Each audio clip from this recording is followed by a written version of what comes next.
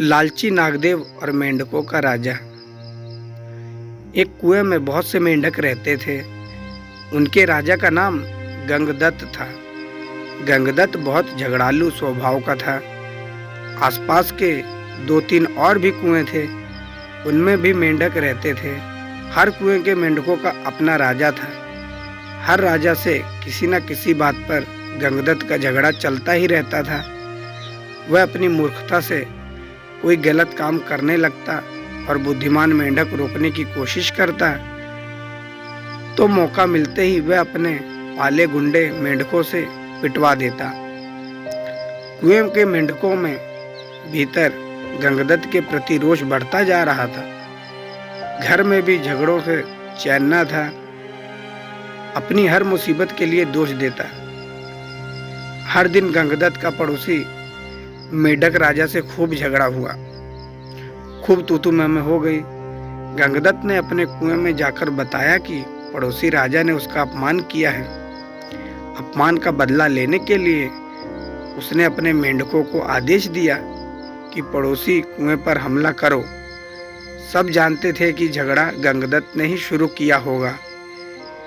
कुछ सियाने मेंढकों तथा बुद्धिमानों ने एकजुट होकर एक स्वर में कहा, राजन, पड़ोसी कुएं में हमने दुगने मेंढक हैं।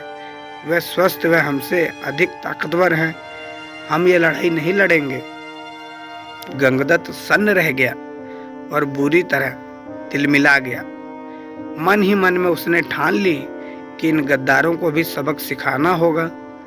गंगदत्त ने अपने बेटों को बुलाकर भड़काया, बेटा, पड़ोसी राजा ने तुम्हारे पिताश्री का घोर अपमान किया है।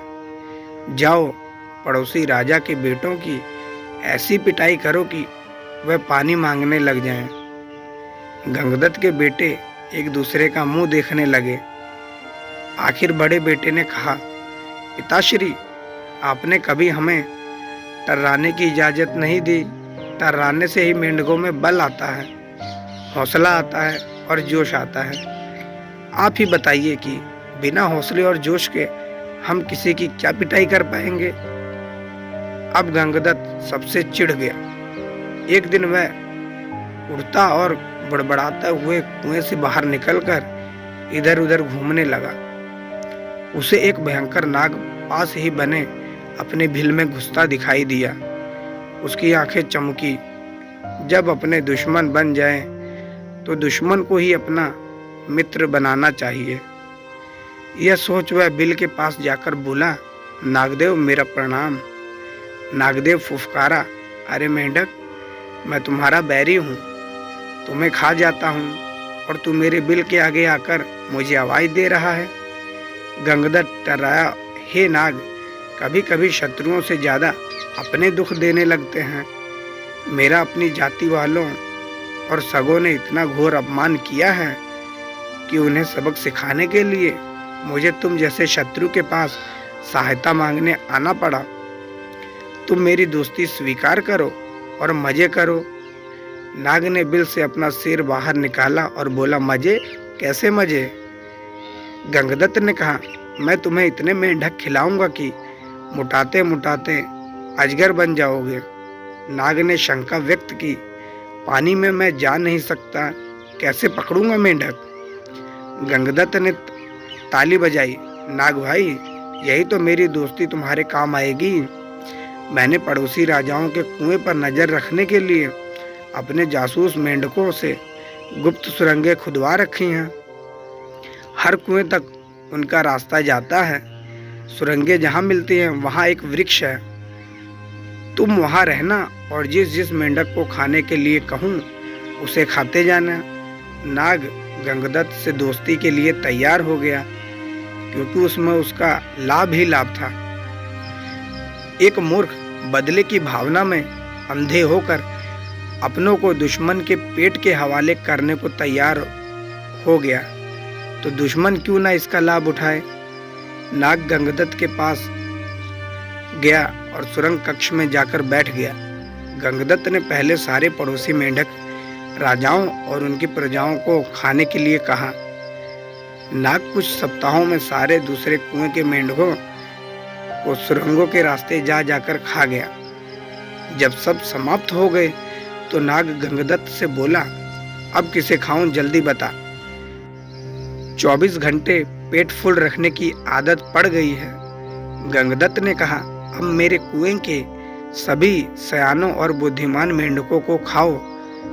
वह खाए जा चुके तो प्रजा की बारी आई। गंगदत्त ने सोचा, प्रजा की ऐसी की तैसी हर समय कुछ न कुछ शिकायत करती रहती है। इनको खाने के बाद नाग ने खाना मांगा तो गंगदत्त बोला, नागमित्र, अब केवल मेरा कुनबा और मेरे मित्र बचे हैं। खेल खत्म और मेंढक हजम। नाग ने फन फैलाया और फुफकारने लगा, मेंढक, अब मैं कहीं नहीं जाने का। तू अब खाने का इंतजाम कर वरना हिस। गंगदत्त की बोलती बंद हो गई। उसने नाग को अपने मित्र खिलाए और फिर उसको बेटे नाग के पेट में गए।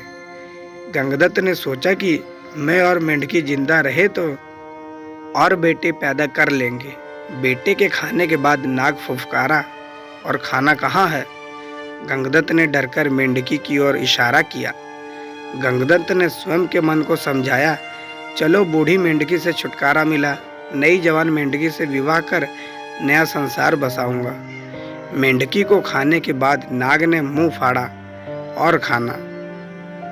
गंगदत्त ने हाथ जोड़े, अब तो केवल मैं बचा हूँ, तुम्हारा दोस्त गंगदत्त, अब लौट जाओ। नाग बोला, तू कौन सा मेरा मामा लगता है, और उसे हड़प गया। तो ये थी हमारी आज की कहानी। आशा करते हैं इस कहानी से आपको कुछ सीख मिली होगी। कहानी कैसी लगी कमेंट करके जरूर बताएं। वीडियो को लाइक कर दें और शेयर कर दें। चैनल पर नए हो तो सब्सक्राइब करना ना भूलें और बेल वाली आइकन को प्रेस करके ऑल पे सेट कर दें ताकि ऐसी ढेर सारी कहानी आप तक पहुंचती रहे।